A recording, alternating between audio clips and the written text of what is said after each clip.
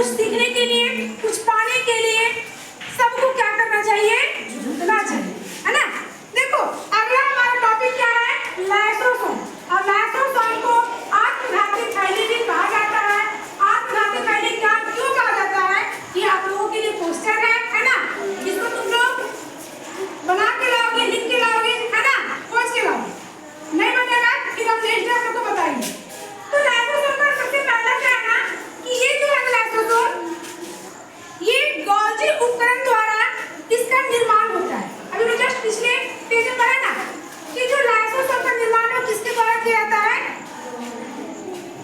Golgi उपकरण के द्वारा, है ना। इसमें क्या होता है ना कि बहुत शक्तिशाली पाचनकारी एंजाइम होता है। किसमें? लाइसोसोम में।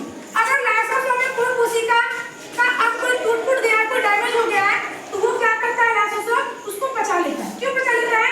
क्योंकि इसमें बहुत पावरफुल शक्तिशाली एंजाइम मौजूद होता है ना।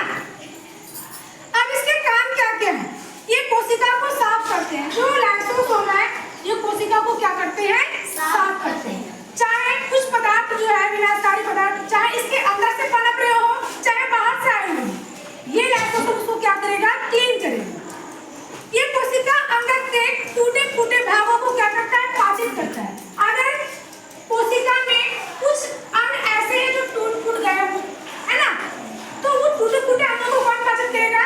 लाइसोसोम।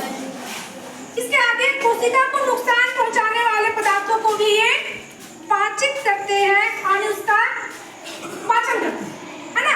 अब देखो कि कोशिका के अंदर कुछ ऐसे पदार्थ, चाहे वो पदार्थ अंदर से पनपे हो, चाहे वो पदार्थ बाहर से आई, है ना, उस पदार्थ को क्या करेंगे? लाइसोसोम उसको क्या करेंगे? कुछ पदार्थों का वो पाचन करेंगे। अब पाचन क्यों करेंगे?